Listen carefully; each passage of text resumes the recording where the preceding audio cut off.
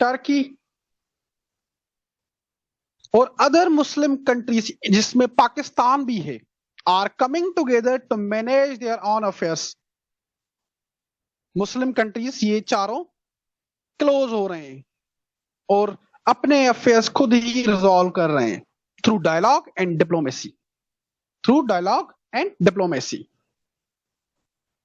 Similarly US Israel Iran war को आप just एक रीजनल क्राइसिस की तरह नहीं दे सकते। ये एक रीजनल क्राइसिस नहीं है अब, but this war is a pivotal moment in the contemporary political history. World war 2 और सोवियत के डिसइंटीग्रेशन के बाद एक एक ही इंटरनेशनल सिस्टम बना, एक ही इंटरनेशनल सिस्टम बना जिसके रूल्स यूएस ने बनाए, जिसके रूल्स यूएस ने बनाए। ये रूल्स ध्यान से सुनना।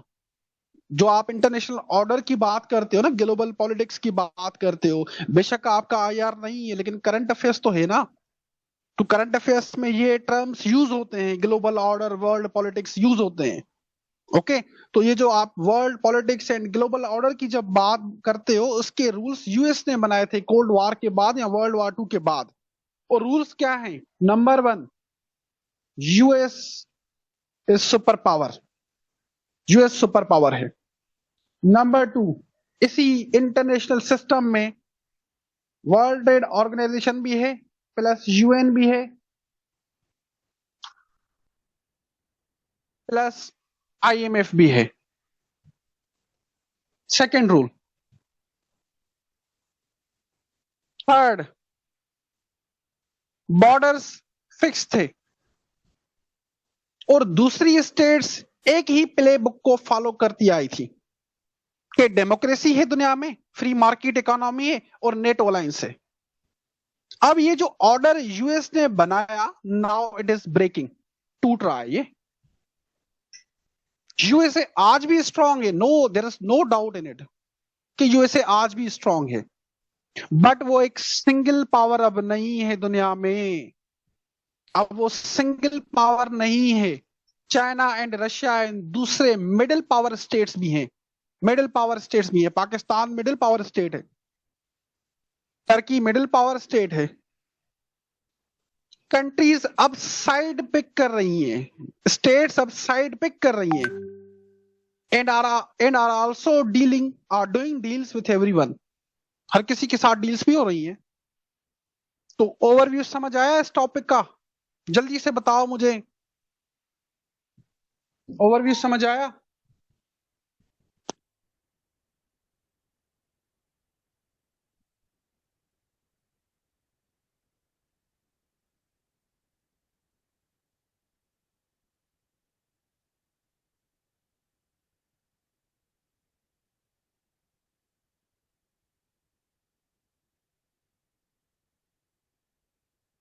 मिडिल ईस्ट में एक क्वाड बना है, आप डायरेक्ट मैसेज कर सकती है तुबा।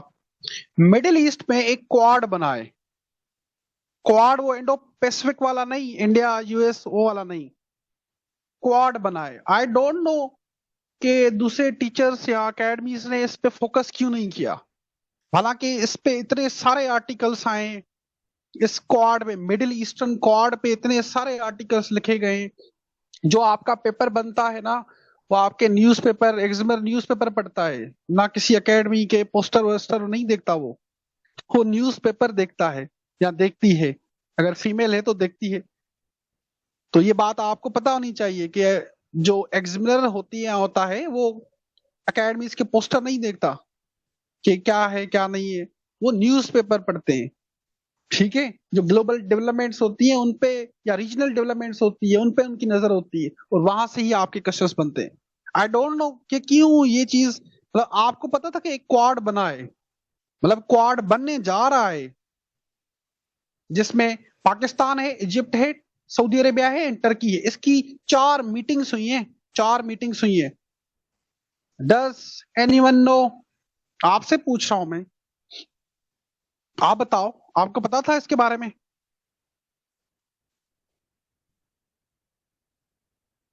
आपको पता था इसके बारे में?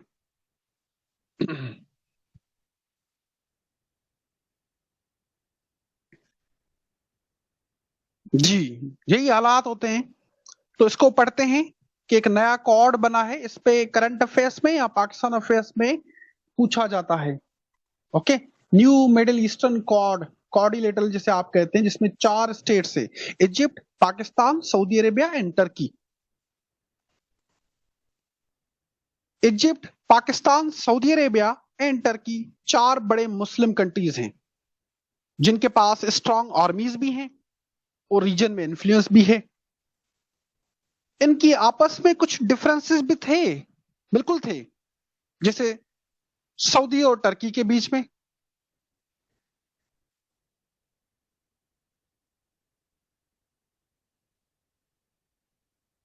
किस बात पे? लीडरशिप रोल पे, कि मुस्लिम वर्ल्ड को कौन लीड करे।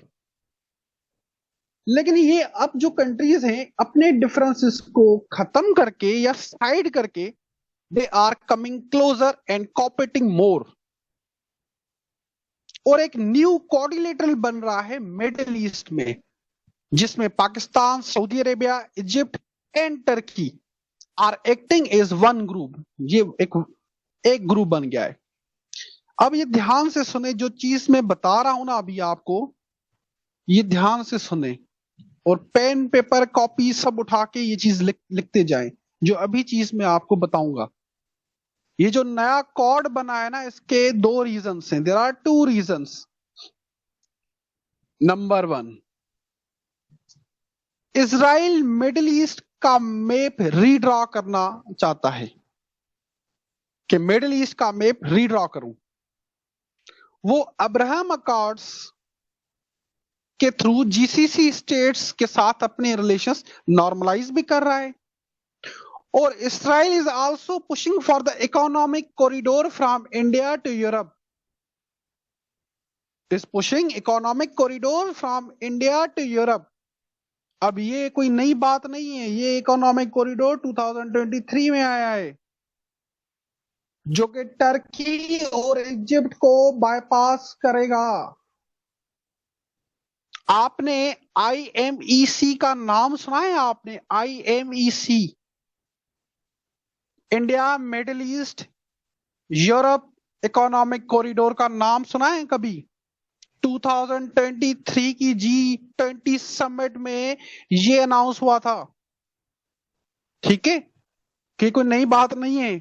2023 की G20 समिट में आईएमईसी कॉरिडोर ये अनाउंस हुआ था। इस कॉरिडोर का मेन आइडिया ये है कि इट कनेक्ट्स इंडिया, जीसीसी,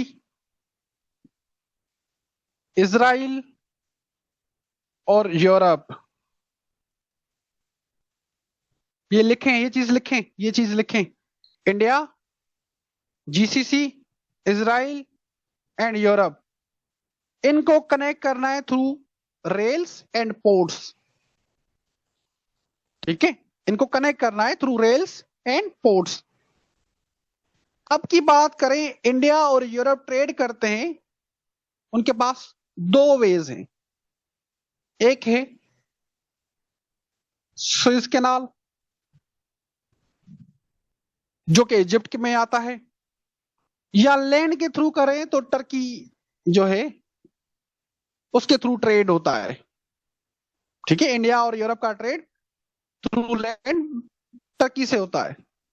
लेकिन IMEC, India middle east economic corridor, एक न्यू रूट बनाएगा। अब कौन सा रूट है? ध्यान से सुने। इंडिया,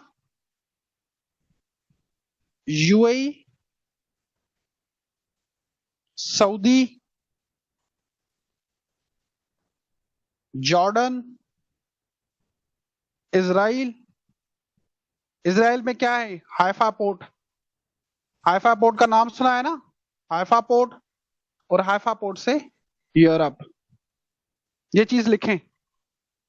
इंडिया, इंडिया से यूएई, यूएई से सऊदी, सऊदी से जॉर्डन, जॉर्डन से इजराइल, और इजराइल में हाइफा पोर्ट, और हाइफा पोर्ट से यूरोप।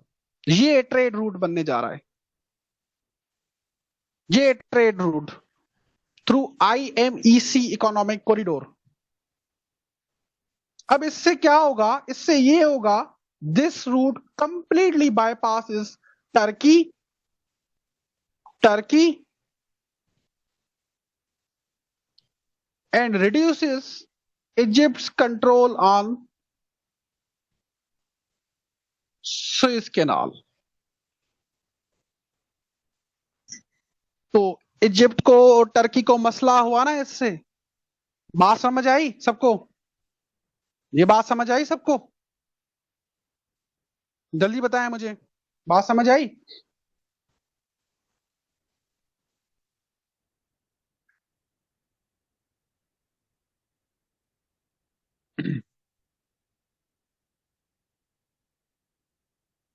ऑल ऑफ यू जल्दी बताओ।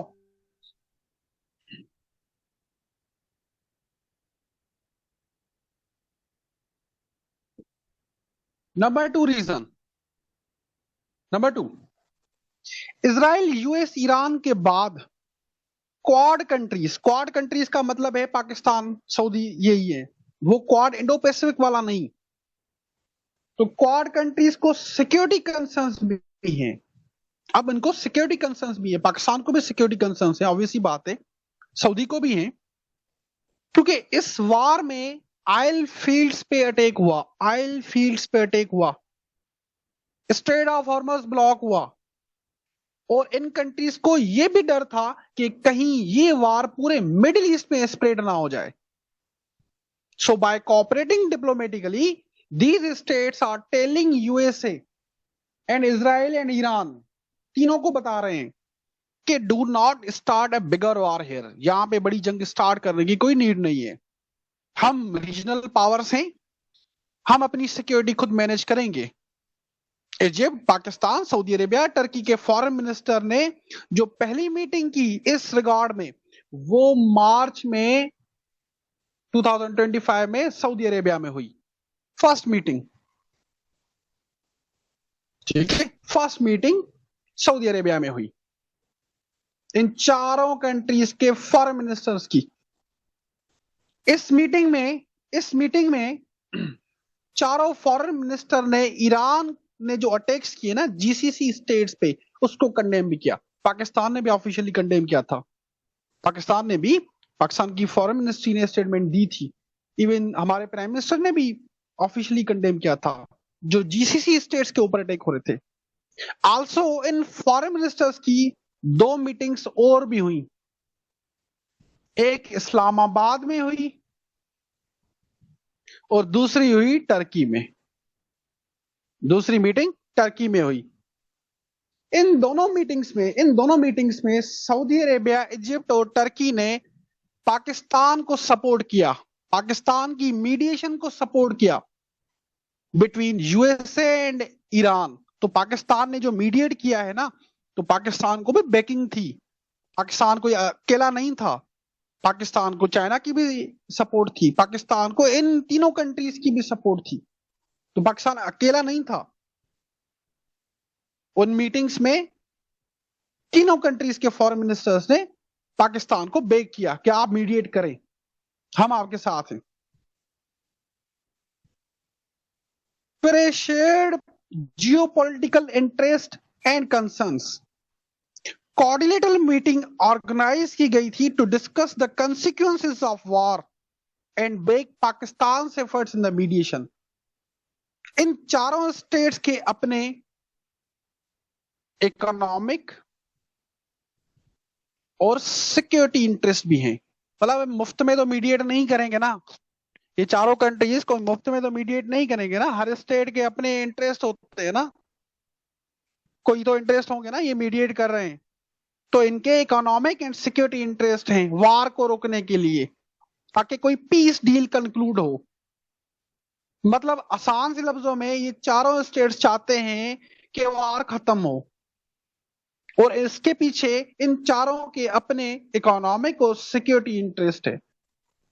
स्ट्रेट ऑफ हॉर्मज ब्लॉकेड की वजह से, स्ट्रेट ऑफ हॉर्मज ब्लॉकेड की वजह से एनर्जी सप्लाईज, आपको पता है सिर्फ एनर्जी सप्लाई नहीं होती है, मतलब ऑयल एंड गैस नहीं होता, वहां से फर्टिलाइजर भी होते हैं,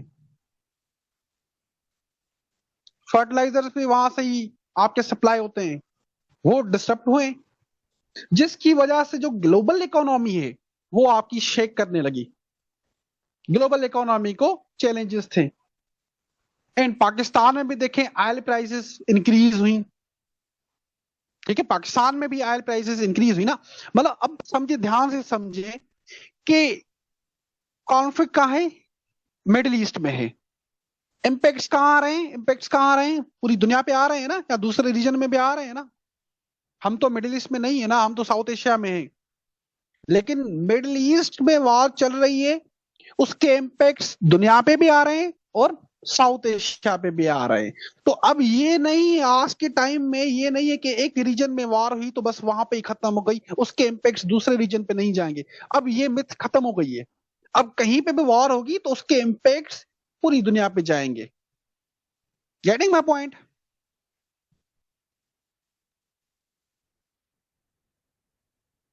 सिक्योरिटी पर्सपेक्टिव से देखा जाए तो सऊदी एंड टर्की दोनों पर ईरान ने अटैक किए हैं, दोनों पे किए हैं।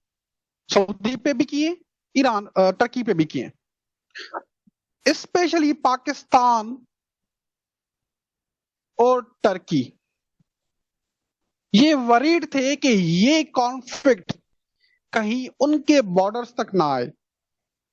अब ये पाकिस्तान और टर्की के बॉर्डर्स तक कैसे आएगा कॉन्फ्लिक्ट? इसको समझने के लिए आपको ये चीज समझनी है। टर्की एंड कुर्स कुर्दिश, सुना है कभी इसके बारे में? कुर्द और टर्किश इशू कभी सुना है इसके बारे में? हाँ जी, टर्की और कुर्द का इशू सुना है कभी आपने?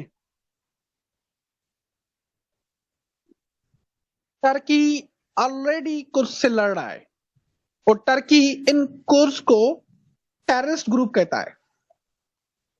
अब यहां पे यूएस की स्ट्रेटजी समझें, यूएसए और इसराइल की। जब इसराइल और यूएसए ने देखा कि ईरान वीक नहीं हो रहा है, बाहर से वीक नहीं हो रहा है, क्यों ना उसको अंदर से वीक किया जाए, अंदर जो सेपरेटिस्ट ग्रुप हैं उनको आर्म किया जाए। ईरान के अंदर जो सेपरेटिस्ट ग्रुप हैं उनको क्यों ना आर्म किया जाए, ईरान के अंदर ही लड़ाई स्टार्ट हो जाए। ये एक थॉट आया था, ये एक थॉट सीरियस में आया था और इस पे आर्टिकल्स भी आए थे। वॉशिंगटन पोस्ट में भी इस पे लिखा था ना, या न्यूयॉर्क टाइम्स में भी लिखा था इसने। टर्की ऑलरेडी इस कुर्स से लड़ रहा है और टर्की कहता है कि ये टेररिस्ट ऑर्गेनाइजेशन है। अब ये जो कुर्स हैं बेसिकली ये चाहते हैं कि वो इंडिपेंडेंट कुर्दिश स्टेट हो। और कुर्स ये हैं कहां पे? ये ईरान में है। कोई 10 से 12 मिलियन कुर्स, 10 से 12 मिलियन कुर्स ईरान में है। ठीक है, so during the war US and Israel ने ये सोचा कि क्यों ना कुर्स को वेपन्स एंड आर्म्स दिए जाएं ताकि वो ईरान के अंदर से लड़े। और टर्की को ये डर था कि if US and Israel arms कुर्स इन ईरान तो वही वेपन्स ट्रेनिंग हमारे अगेंस्ट यूज होंगी। इसी तरह से आपकी जो बीएलए है, बीएलए कहां है? ईरान में है ना, ईरान से ऑपरेट करती है बलोच इंसर्जेंसी, बीएलए। अगर बीएलए को यूएसए या इसराइल वेपनाइज करती वेपन्स तो वो वही वेपन्स कहां यूज होते? पाकिस्तान के अगेंस्ट यूज होते। दैट इज वाई पाकिस्तान और टर्की को कंसर्न था, सिक्योरिटी कंसर्न था। आई बात समझ में? अब बात समझ आई? All of you?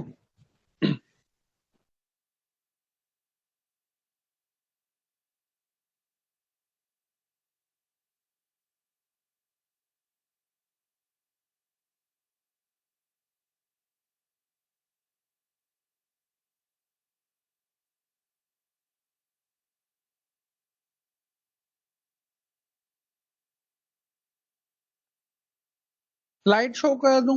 आप ये पढ़े ना, मैं पढ़ा तो रहा हूं। मैं ये जो बता रहा हूं ये नोट करें ना।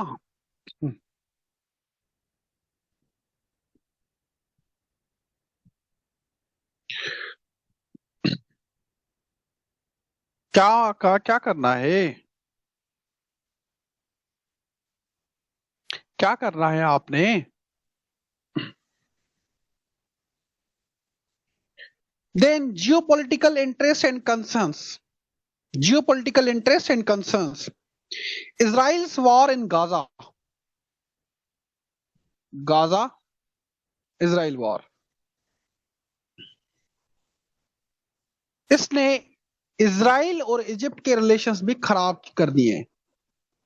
इसने इसराइल और इजिप्ट के रिलेशंस भी खराब कर दिए। 1979 में इजिप्ट और इसराइल के बीच में एक पीस ट्रीटी साइन हुई थी। 1979 में इसराइल और यूएस के इजिप्ट के बीच में एक पीस ट्रीटी साइन हुई थी, जिसको मीडिएट किसने किया था? यूएस ने किया था। लेकिन अब इसराइल उस ट्रीटी के प्रोविजंस को वायलेट कर रहा है बाय ऑक्यूपाइंग रफा। अब ये पीस ट्रीटी है क्या? पहले इसको समझते हैं, फिर ही आपको इजिप्ट का पर्सपेक्टिव समझ आएगा आपको कि वो क्यों इसराइल से नाराज है। ये ट्रीटी साइन हुई थी 1979 में between Egypt president Anwar Sadat. सुना होगा नाम इसका, अनवर सादात का नाम आप लोगों ने सुना होगा, जरूर सुना होगा, अनवर सादात और इसराइल के बीच में। और इसको मीडिएट क्या था? यूएस ने। इस ट्रीटी से पहले इजिप्ट और इसराइल के बीच में 4 वॉर्स हुई थी। 1948 में, 1956 में, 1967 में और 1973 में 4 वॉर्स हुई थी इजिप्ट और इसराइल के बीच में। 1967 में जो वॉर हुई ना, इसराइल ने इजिप्ट का सिनाई पेनिनसुला वो कैप्चर कर लिया। ठीक है, सिनाई पेनिनसुला कैप्चर कर लिया। एंड इस पीस ट्रीटी के बाद इजिप्ट ने इसराइल को रिकॉग्नाइज किया एज ए कंट्री, और रिटर्न में Israel agreed to return all of the Sinai peninsula back to Egypt. Egypt को वापस सिनाई पेनिनसुला मिल गया। अब इसराइल ये कह रहा है कि फलस्तीनियंस को गाजा से निकाल के उनको सिनाई पेनिनसुला में भेजना है। आपने देखा होगा, इमेजेस देखी होंगी, बेचारे फलस्तीनियंस वो कैंप में रहते हैं, बॉर्डर पे कैंप में होते हैं, देखा होगा आपने। तो इसराइल बेसिकली फलस्तीनियंस को गाजा से निकाल के सिनाई पेनिनसुला भेज रहा है, और इससे इजिप्ट एंड इसराइल के रिलेशंस खराब हो गए हैं। इससे इजिप्ट और इसराइल के रिलेशंस खराब हो गए हैं। समझ आया? जल्दी बताओ।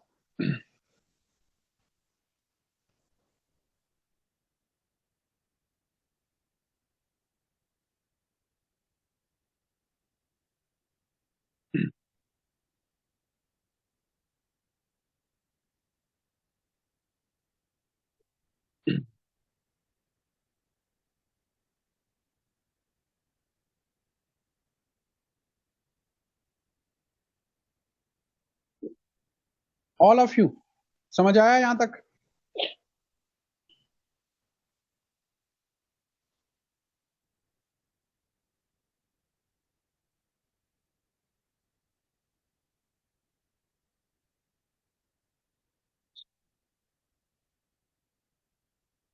नहीं, दूसरे स्टेट भी थे अस्मारा, लेकिन इजिप्ट की बात हम कर रहे हैं, सिर्फ इजिप्ट की बात कर रहे हैं अभी। फॉर नाउ हम इजिप्ट की बात कर रहे हैं, क्योंकि इजिप्ट कोऑर्डिनेटर में है, तो हम कोऑर्डिनेटर कंट्रीज को ही डिस्कस कर रहे हैं।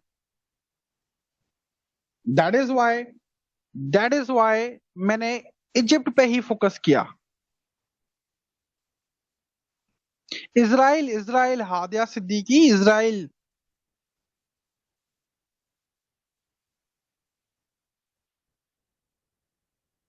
आफ्टर रिकॉग्नाइजिंग इजराइल फिर क्या हुआ? फिर ये हुआ कि इजिप्ट को सिनाई पेनिनसुला वापस मिल गया। ओके, चलें, अब आते हैं disagreement among middle eastern powers. आपने सुना होगा जो हमारे मिडिल ईस्टर्न कंट्रीज है, पर्टिकुलरली जीसीसी स्टेट्स, उनके आपस में डिफरेंसेस हैं। खास करके दो बड़े नाम, सऊदी, यूएई, जिसमें ईरान भी है ना। सऊदी और यूएई, यूएई तो लेटेस्ट एग्जांपल है, लेटेस्ट एग्जांपल है सऊदी और यूएई। तो हमारे जो मुस्लिम कंट्रीज हैं उनके आपस में डिफरेंसेस भी हैं। जो अरब लीग है, अरब लीग या गल्फ कॉपरेशन है, गल्फ कॉपरेशन काउंसिल, जीसीसी, ये बनी थी to unite Muslims and Arab world. ठीक है, ये बनी थी to unite Muslim countries and Arab countries या अरब वर्ल्ड। और अगर कोई भी रीजनल इशू होता है तो अरब लीग या जीसीसी मिलकर उस इशू को रिजॉल्व करेंगी। लेकिन ये दोनों ग्रुप्स, अरब लीग हो या जीसीसी हो, ये इनइफेक्टिव बन चुके हैं अब, ये इनइफेक्टिव हैं अब due to dispute among the members. जैसे सऊदी और यूएई का डिस्प्यूट है।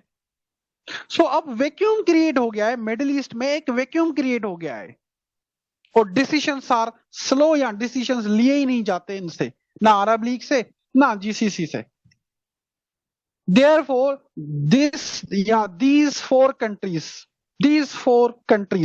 इन्होंने एक टीम बनाई है as a rapid reaction committee कि कोई भी इशू होता है मिडिल ईस्ट में तो हम रैपिडली रिस्पॉन्ड करेंगे, चारों कंट्रीज मिलके। या स्ट्रेट ऑफ हॉर्मज ब्लॉकेड होता है तो रैपिडली रिस्पॉन्ड करेंगे हम। या इजराइल वॉर को एक्सपेंड करता है, उस पर भी हम रैपिडली रिस्पॉन्ड करेंगे, अपने डिप्लोमेट्स भेजेंगे without waiting for the Arab League या जीसीसी। आल्सो ये चारों कंट्रीज यूएस के एलाइज भी हैं। आपको पता है पाकिस्तान की तो बड़ी तारीफें हो रही हैं आजकल, टर्की तो नेटो एलाई भी है। ठीक है, ये चारों कंट्रीज यूएस के एलाइज भी हैं और पार्टनर्स भी हैं, और चारों ने मिलकर ही यूएस को परसू किया कि पीस डील करें, जिसमें पाकिस्तान का सबसे ज्यादा इंपॉर्टेंट रोल था, जिसमें पाकिस्तान का सबसे ज्यादा इंपॉर्टेंट रोल था। तो ये है क्वाड जो आपका मिडिल ईस्ट में बना है। उसके रीजंस मैंने बताए आपको, कौन से रीजन से, इकोनॉमिक रीजन से, नंबर 1 इकोनॉमिक रीजन से, नंबर 2 सिक्योरिटी रीजन से, नंबर 3 इन चारों कंट्रीज के यूएसए के साथ अच्छे रिलेशन से। ये क्वाड के पीछे रीजनिंग है। ओके,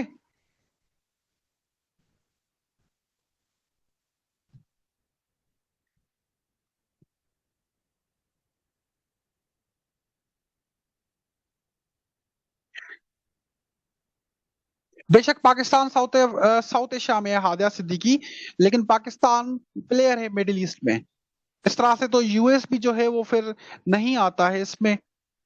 यूएसए वेस्टर्न हेमिस्फीयर में आता है, लेकिन यूएस मिडिल ईस्ट में इंटरफेयर कर रहा है ना। ग्लोबलाइज वर्ल्ड में, ग्लोबलाइज वर्ल्ड में जो डेवलपमेंट्स होती हैं वो दूसरी स्टेट्स को इम्पेक्ट करती हैं। और दूसरा है मुस्लिम ब्रदरहुड का भी कॉन्सेप्ट यहाँ पे आता है, मुस्लिम कंट्रीज ब्रदरहुड का। और यहाँ पे आपको ये समझने की नीड है कि पाकिस्तान के अपने स्ट्रेटेजिक और इकोनॉमिक इंटरेस्ट हैं। आपने सऊदी के साथ जो है वो पैक्ट साइन किया हुआ है। अगर ये वॉर एक्सपेंड होती है, सऊदी पे अटैक होते हैं, तो you have to participate due to the Saudi Pakistan mutual defence pact. आई समझ बात? बेशक पाकिस्तान साउथ साउथ एशिया में है, लेकिन पाकिस्तान को ये रोल प्ले करना है due to its economic and security interest. आई समझ बात? अब बात समझ आई अब?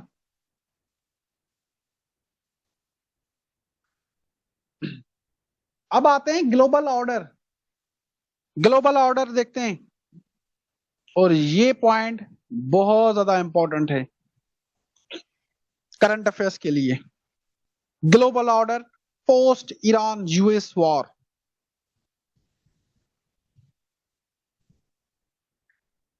Decline of the post cold war paradigm. Over 3 decades, या बर्लिन वॉल के फॉल के बाद, बर्लिन वॉल हुई थी 1989 में, जर्मनी की रीयूनियनिफिकेशन के बारे में बात हो रही है। जर्मनी पहले डिवाइड था ना, डिवाइड किया गया था ईस्ट एंड वेस्ट जर्मनी। तो 1989 में जर्मनी की रीयूनियनिफिकेशन हुई, एक ही जर्मनी बन गया। तो बर्लिन वॉल के फॉल के बाद या सोवियत के डिसइंटीग्रेशन के बाद दुनिया में 4 कोर अजम्पशंस थी, 4 कोर अजम्पशन, या ग्लोबल पॉलिटिक्स में 4 कोर अजम्पशंस थी। या इस तरह से समझें कि सोवियत यूनियन के टूटने के बाद, ठीक है, सोवियत यूनियन के टूटने के बाद ग्लोबल ऑर्डर में 4 अजम्पशंस थी, या ग्लोबल ऑर्डर जो है 4 अजम्पशंस पे फंक्शन कर रहा था, वर्क कर रहा था। और कौन सी हैं 4 अजम्पशंस? कौन सी हैं 4 अजम्पशंस? जी पे लिख सकते हैं, लिख सकते हैं, हादिया लिख सकते हैं। Number 1, dominance of USA over international order. दुनिया में यूएसए ही सुपर पावर है, और यूएसए ही कैपेबल है दुनिया में रूल्स बनाने के लिए। के रूल्स क्या होंगे? मीनिंग यूएसए ही सुपर पावर है, और यूएस के पास ही कैपेबिलिटी है कि इंटरनेशनल ऑर्डर के रूल्स क्या होंगे। नंबर 2, वर्ल्ड वॉर 2 के बाद यूएस ने यूरोप की प्रोटेक्शन की रिस्पॉन्सिबिलिटी ली। वर्ल्ड वॉर 2 के बाद जब यूरोप पूरा वीक हो गया था, इकोनॉमिकली भी और मिलिटरी भी, तो यूरोप की प्रोटेक्शन की रिस्पॉन्सिबिलिटी यूएस ने ली। किसके अगेंस्ट? सोवियत के, जो आज का रशिया है। यूरोप को अमेरिकन सिक्योरिटी अम्ब्रेला के नीचे लाया गया, नेटो बनाई गई, नेटो बनाई गई, ताकि सोवियत यूनियन या आज का रशिया यूरोपियन कंट्रीज को इन्वेड ना करे। क्योंकि यूएसए यूरोप की सिक्योरिटी गारंटी कर रहा था, so European countries did not have to spend huge amount on armies या वॉर प्रिपरेशन। जैसे पाकिस्तान की बजट का मेजर चंक कहां जाता है? डिफेंस में जाता है ना, डिफेंस में जाता है ना, major chunk of budget defence में जाता है। तो यूरोप को ये इशू नहीं था, क्योंकि उनकी प्रोटेक्शन अब यूएसए कर रहा था। सो यूरोपियन कंट्रीज ने क्या किया? अपनी इकोनॉमीज पे फोकस किया, अपनी इकोनॉमीज पे या इकोनॉमिक ग्रोथ पे फोकस किया। ईयू बनाई, ईयू बनाई, यूरोपीय यूनियन का नाम सुना होगा आपने। यूरो करेंसी बनाई, नाम सुना होगा आपने, यूरोस, जिसे आप यूरोस कहते हैं। 1978 के बाद चाइना ने एक स्ट्रेटजी फॉलो की, एक स्ट्रेटजी फॉलो की, जिसको कहा जाता है peaceful rise formula of China. Peaceful rise formula of China. China ने अपनी इकोनॉमिक ग्रोथ पे फोकस किया, फैक्ट्रीज बनाई, इंफ्रास्ट्रक्चर बिल्ड किया, एंड अवॉइडेड डायरेक्ट कॉन्फ्लिक्ट या फाइट विथ यूएसए और यूरोपियन कंट्रीज। चाइना की लड़ाई तो नहीं हुई ना यूएसए के साथ, कोई वॉर हुई है क्या चाइना और यूएस के बीच में या यूरोपियन कंट्रीज के बीच में? ऑब्वियसली नहीं है। Instead of challenging US power, China ने सिस्टम में ही रह के, सिस्टम को चैलेंज नहीं किया चाइना ने, सिस्टम में ही रहा। ठीक है, जो यूएस ने ये सिस्टम बनाया था, जो रूल्स बनाए थे, चाइना ने इन्हीं रूल्स एंड सिस्टम में रह के अपनी इकोनॉमी ग्रो की, और इस स्ट्रेटजी से चाइना रिच बन गया, फॉरेन इन्वेस्टमेंट आ गई, और चाइना दुनिया की फैक्ट्री बन गया, world's factory. World's factory, China को वर्ल्ड्स फैक्ट्री कहा जाता है, without triggering a war with USA, USA से कोई लड़ाई भी नहीं की। Fourth assumption, fourth assumption, fourth assumption ये था कि रीजनल वार्स को रीजन तक ही रिस्ट्रिक्ट किया जाए। फॉर एग्जाम्पल गाजा वार है, वो मिडिल ईस्ट तक ही रिस्ट्रिक्ट हो। रशिया यूक्रेन वॉर है, वो यूरोप तक ही रिस्ट्रिक्ट हो। मीनिंग रीजनल कॉन्फ्लिक्ट्स के इंपैक्ट्स पूरी दुनिया पे नहीं आने चाहिए। लेकिन ईरान इजराइल वॉर ने इस सोच या अजम्पशन को ही चेंज कर दिया। ये जो सोच है ना कि रीजन तक ही रिस्ट्रिक्ट रहेगा, दूसरी स्टेट उससे इंपैक्ट नहीं होगी। जैसे रशिया यूक्रेन वॉर है, अब उससे पाकिस्तान तो इंपैक्ट नहीं हुआ ना इतना। ये फूड, हम ग्रेन वहां से इंपोर्ट करते हैं, वो भी इसी वजह से क्योंकि पाकिस्तान में क्लाइमेट चेंज हुआ था, फ्लड्स आई थी 2022 वाली।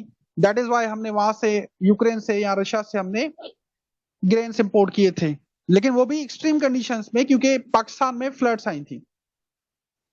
लेकिन ईरान यूएस वॉर ने इस सोच या अजम्पशन को चेंज कर दिया।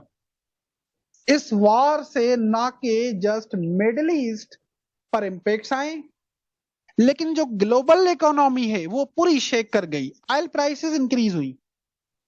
दैट इज वाई ये जो ओल्ड अजम्पशन है ना कि रीजन्स तक ही रिस्ट्रिक्ट होनी चाहिए वॉर्स, वो यूजलेस है। अब ये अजम्पशन यूजलेस है या ये सोच यूजलेस है। You can not understand today's world and predict what will happen tomorrow या next and make good policies if you think crisis stay in their own corner. आप कोई भी पॉलिसी अच्छी नहीं बना सकते फिर। आल्सो ग्लोबल सिक्योरिटी का कॉन्सेप्ट भी चेंज हुआ है। जो ग्लोबल सिक्योरिटी है ना, इसका कॉन्सेप्ट भी चेंज हो गया है। अब ईरान इजराइल यूएस वॉर ने सिक्योरिटी का कॉन्सेप्ट भी चेंज कर दिया है। पहले नेशनल सिक्योरिटी का मतलब होता था कि मिलिट्री स्ट्रांग होनी चाहिए, न्यूक्लियर वेपन्स होने चाहिए, आप सिक्योर हो, मिसाइल्स होने चाहिए, फाइटर जेट्स होने चाहिए। लेकिन ईरान यूएस वॉर ने यह शो किया है कि बेशक एक स्टेट के पास स्ट्रांग आर्मी हो या न्यूक्लियर वेपन्स हो, लेकिन फिर भी उसको वीक किया जा सकता है अगर उसकी दूसरी जो एरियाज हैं उन पे अटैक किया जाए। अब दूसरी एरियाज कौन सी है? दूसरी एरियाज कौन सी है? इनको, ये बड़ी काम की बात है, ठीक है। जो स्टेट सिर्फ अपनी मिलिट्री पे फोकस करती है ना, जरूरी नहीं है कि उनको आप वीक नहीं कर सकते, कर सकते हैं अगर उनकी दूसरी एरियाज वीक हैं। कौन सी एरियाज हैं? Number 1, economic security.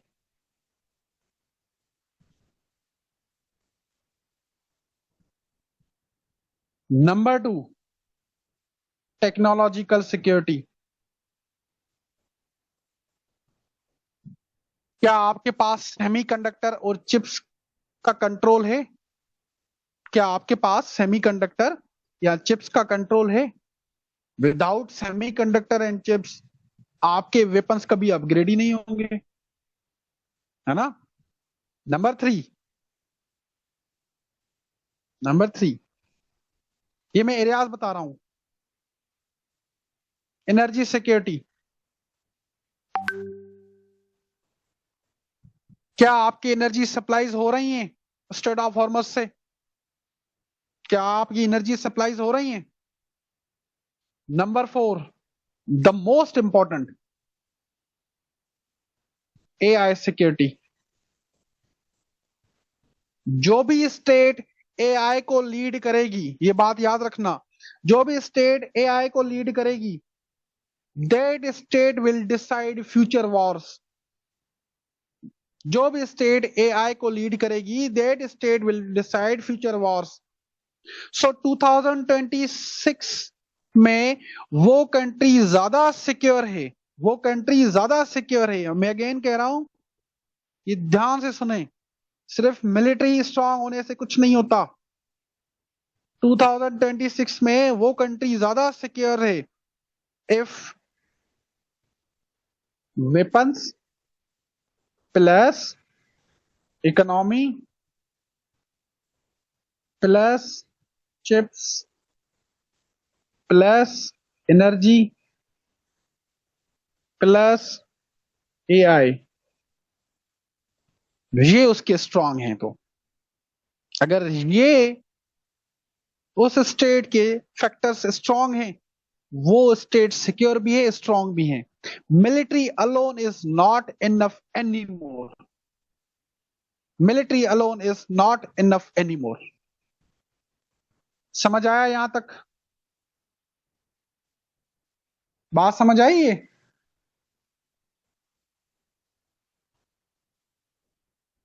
बात समझ आई है नहीं?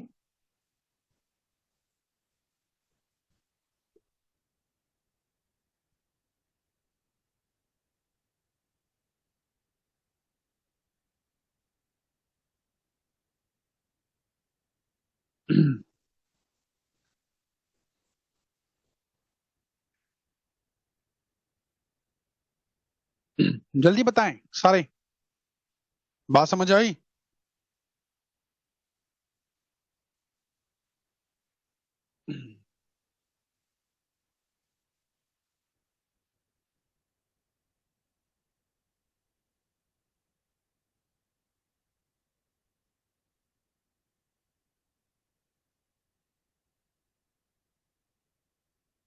ओके, अब आते हैं यूरोप पे। यूरोप का क्या मसला है? फॉर डेकेड्स यूरोप की सिक्योरिटी, यूरोप के सिक्योरिटी प्लान्स ये थे कि यूएस वुड प्रोटेक्ट यूएस से ही बस सेव करेगा इसको नेटो के थ्रू। जैसे कि मैंने आपको बताया कि यूएस ने ही रिस्पॉन्सिबिलिटी ली कि यूरोप को प्रोटेक्ट करना है थ्रू नेटो। नेटो बनी थी 1949 में।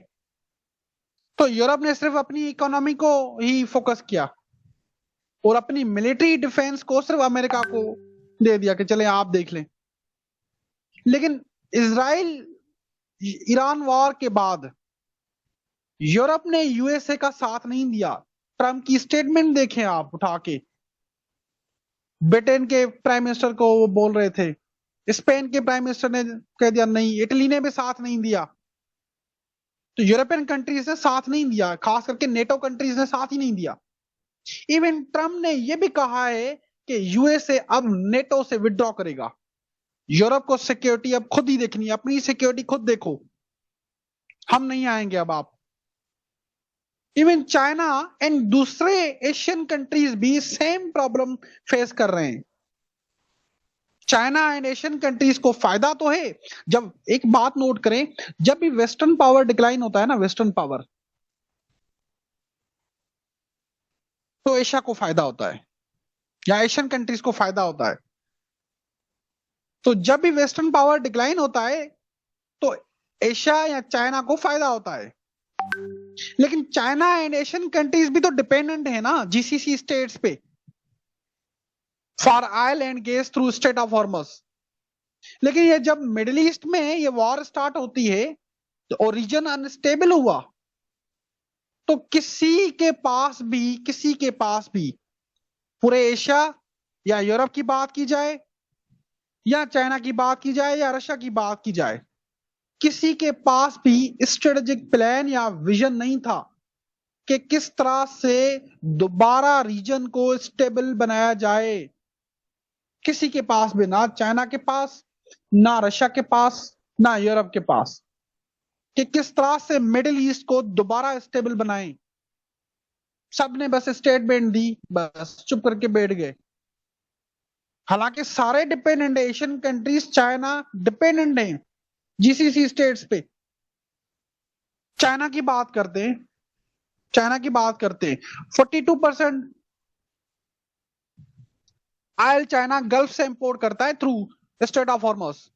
और ईरान यूएस वॉर ने चाइना के ऑयल सप्लाईज को भी थ्रेटन किया। लेकिन चाइना ने इस वॉर को इकोनॉमिक लेंस से हैंडल किया, अवॉइडेड डायरेक्ट मिलिट्री और सिक्योरिटी इन्वॉल्वमेंट। जिसपे कल ट्रम्प ने स्टेटमेंट भी दिए कि मैं चाइना का थैंकफुल हूं कि चाइना ने इंटरव्यू नहीं किया, चाइना ने इन्वॉल्वमेंट नहीं की, सिक्योरिटी या मिलिट्री इन्वॉल्वमेंट नहीं की। Now this shows a big paradox, this shows a big paradox. सारे major powers including USA, China, Europe और रशिया इस वॉर से अफेक्ट हुए। ऑयल प्राइसेस राइज हुई, ट्रेड डिस्टर्ब हुआ, बट किसी भी स्टेट ने पॉलिटिकल विल शो नहीं की to lead a real solution. किसी ने भी नहीं कि एक पॉलिटिकल सोल्यूशन आना चाहिए, किसी ने भी लीड नहीं किया। Why? USA is tired of Wars, USA की बस हो गई है। चाइना कहता है नहीं, मैंने मिलिट्री कॉन्फ्लिक्ट्स में आना नहीं है। रशिया बिजी है यूक्रेन में। सो प्रॉब्लम ये नहीं है कि वर्ल्ड लेक्स पावर और वेपन्स, प्रॉब्लम ये नहीं है कि दुनिया में पावर की कमी है या वेपन्स की कमी है। प्रॉब्लम क्या है? क्राइसिस ऑफ ग्लोबल लीडरशिप, ये प्रॉब्लम है। क्राइसिस ऑफ ग्लोबल लीडरशिप, ये अब क्राइसिस है दुनिया में। और जिसके आप फैक्ट्स देखेंगे आने वाले टाइम में, आप इसको देखेंगे कि there is crisis of global leadership.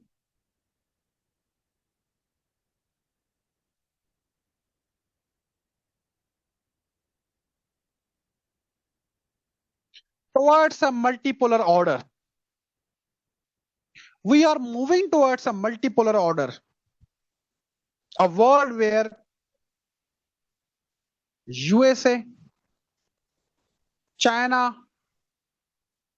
EU, Russia all share power and influence। लेकिन कोई भी एक सिंगल स्टेट इतनी स्ट्रांग इनफ नहीं है कि yes I am the boss, मैं ही बॉस हूं, मेरे रूल्स फॉलो करो। कोई भी स्टेट इतनी स्ट्रांग नहीं है अब कि ये कहे I am the boss and follow my rules. ये रोल पहले यूएस ने प्ले किया था आफ्टर द कोल्ड वॉर, क्योंकि दुनिया में सिर्फ यूएसए ही सिंगल सुपर पावर था। इस न्यू ऑर्डर में ये जो न्यू ऑर्डर है, जो अलायंसेस बन रही हैं स्टेट्स के बीच में, फ्लेक्सिबल भी हैं और प्रैक्टिकल भी हैं। परमानेंट अलायंसेस नहीं है स्टेट्स के बीच में। स्टेट्स अलायंसेस बनाती हैं जब उनके इंटरेस्ट सेम होते हैं किसी भी इशू पे, और बाद में जब इंटरेस्ट चेंज होते हैं तो वो अलायंसेस भी टूट जाती हैं। 21st सेंचुरी में इकोनॉमी और टेक्नोलॉजी, ये बात याद रखना हमेशा, economy and technology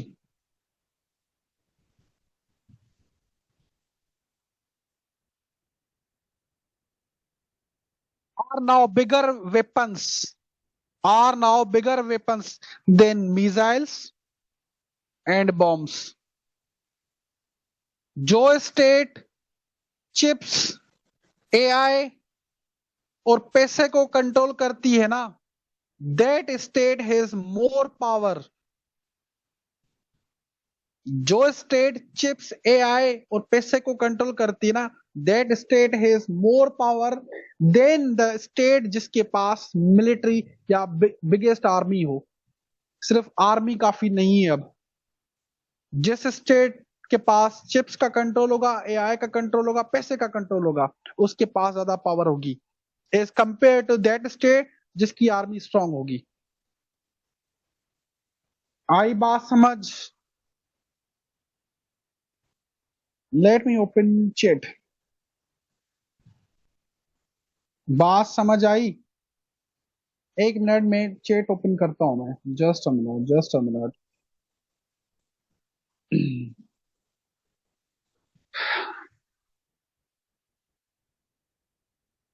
all of you